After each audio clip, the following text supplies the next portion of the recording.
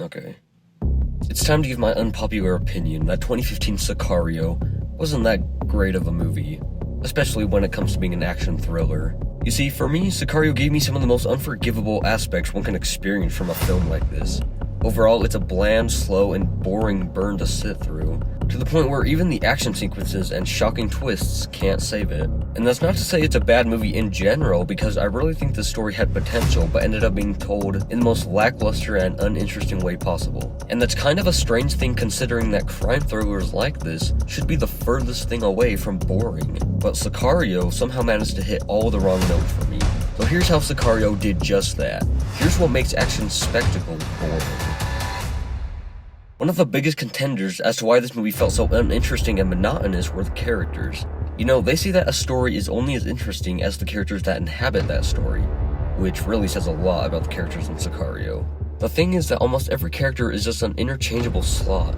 But what makes it worse is how this also applies to our protagonist, Kate, and her partner, Reggie. These two characters are quite literally the physical definition of being passive characters. They aren't the cause of the plot and its events. They aren't driving the story. They're literally just along for the ride.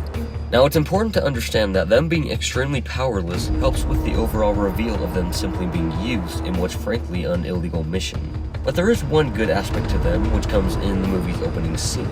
Kate and her team are on the job when...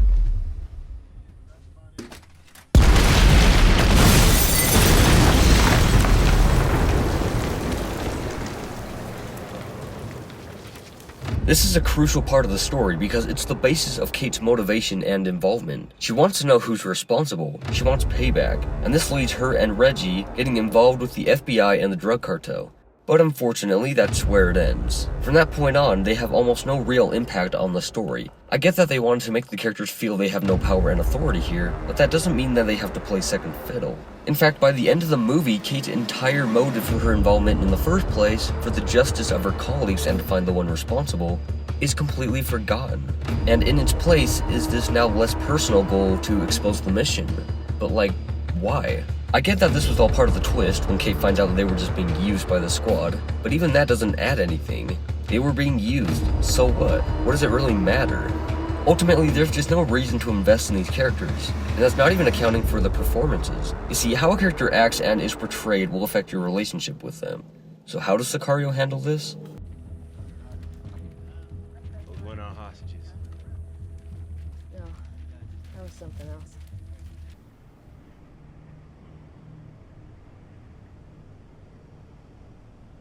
You look like a little girl when you're scared.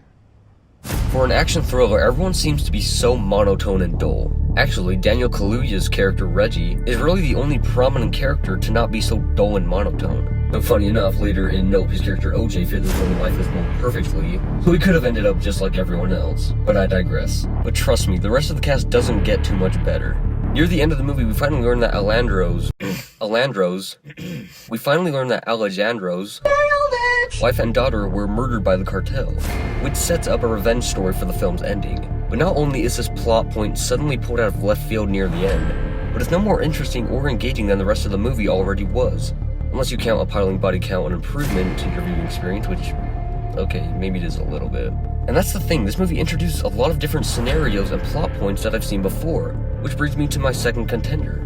The story, actions, cause and effect, etc. If I want to watch a movie about fighting against drug cartels, organized crime, and corruption, that's what Christopher Nolan's Dark Knight trilogy is all about. If I want a movie about our hero falling for someone only for that special someone to turn on them, well, where haven't I seen that? If I want a simple revenge story, there's a 4-part franchise I'm ready and willing to sit through again. But to bring it all back home, it would have been one thing if these sequences and tropes had been done in an entertaining and creative way, even if I've already seen them before. But as I already pointed out, I feel that they unfortunately fall victim to the slow and unexpressive nature of the film.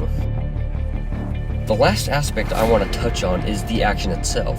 Not necessarily the actions of the characters, since we've already covered the lack of that.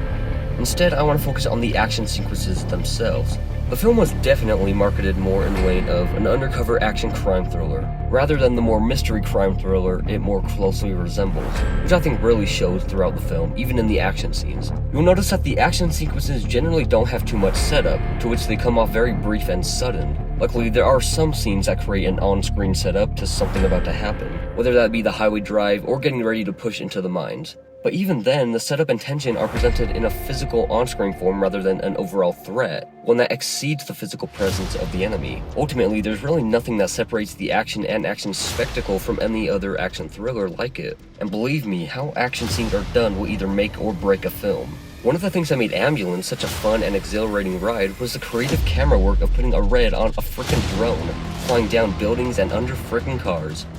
Anyway, the point I'm trying to make is that if you're making an action-heavy film, the action needs to be something special, something different to differentiate from the crowd. But as you've probably noticed, Sicario actually isn't an action-heavy film.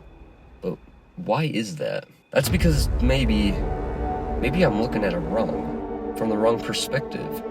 From a guy who likes Dark of the Moon solely for the last hour of nothing but non-stop action and explosions.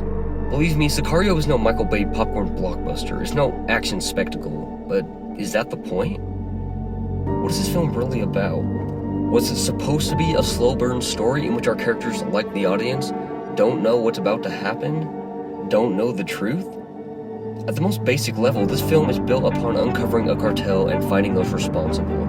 Although I can't say that Kate sticks to this, Alessandro at least does. Could it be that the point is to go against your average action thriller? To show the harsh, deadly, and dark reality of this kind of work? Could the point of our heroes' lack of power and action be that they have unawarely become the victims, the pawns, the guinea pigs of such an operation? Maybe so. Maybe I was looking at it all wrong. Or maybe not. And with that, I want to know what you thought about Sicario. Did you like it? And is the sequel any good? I'd love to know.